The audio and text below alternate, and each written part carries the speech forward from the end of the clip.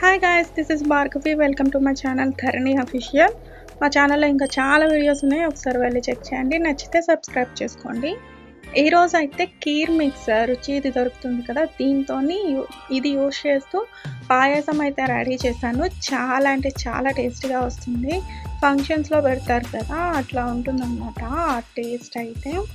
So ఇంకెందుకు ఆలస్యం, ఇంకా వీడియోలోకి వెళ్ళిపోదాం. ముందుగా స్టవ్ ఆన్ చేసి ఒక ప్యాన్ పెట్టుకోవాలి. అందులోని 1 టేబుల్ స్పూన్ గీ యాడ్ చేయాలి.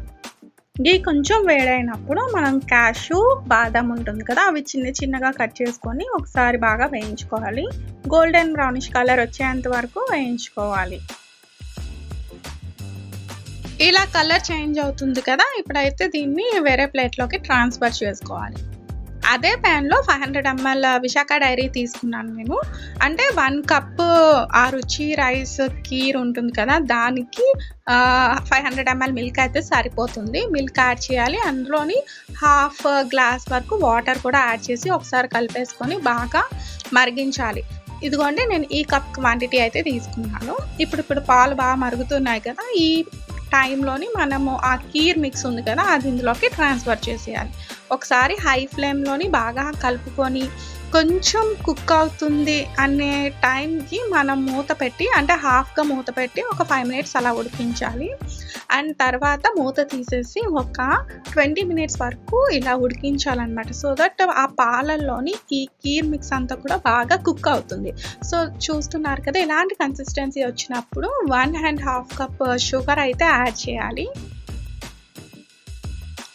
ఇలా యాడ్ చేసి ఒకసారి బాగా కలిపేసుకోండి. ఒకసారి అంటే ఒక 5 minutes అలా కలిపేసుకుంటే సరిపోతుంది. సో దీంట్లోకి బాదాం మిల్క్ మిక్స్ ఉంటుంది, 10 రూపీస్ ప్యాకెట్ ఉంటుంది, ఇదైతే యాడ్ చేయాలి. అండ్ మిల్క్ మేడ్ కూడా యాడ్ చేయాలి. ఇదైతే నేను 2 టేబుల్ స్పూన్స్ యాడ్ చేశాను milk made. And badam powder కూడా 2 టేబుల్ స్పూన్స్ యాడ్ చేయాలి.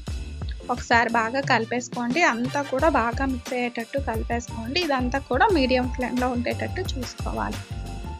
సో ఇలాంటి టైంలోని ఒక పావు టేబుల్ స్పూన్ ఉప్పు అండ్ ముందుగా వేయించి పెట్టుకున్న క్యాషు, బాదం ఉంటుంది కదా, అదంతా వేసేసి ఒక 1 minute అట్లా ఒకసారి బాగా కలిపేసుకొని దగ్గర పడింది అనే టైంకి చూడండి, ఇలాంటి కన్సిస్టెన్సీ వచ్చినప్పుడు మనం స్టవ్ ఆఫ్ చేసేసుకొని సర్వ్ చేసుకొని తింటే యమ్మీ కీర్ మిక్స్ అయితే రెడీ అయిపోతుంది.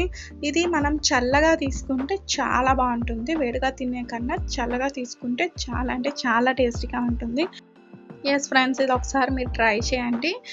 అండ్ ఈ వీడియో ఎలా అనిపించిందో కమెంట్ చేయండి. Okay friends, thank you for watching this video till the end. మళ్ళీ నెక్స్ట్ వీడియోతో మళ్ళీ మేము ముందుకు వస్తాం. Until then thank you, take care, bye bye.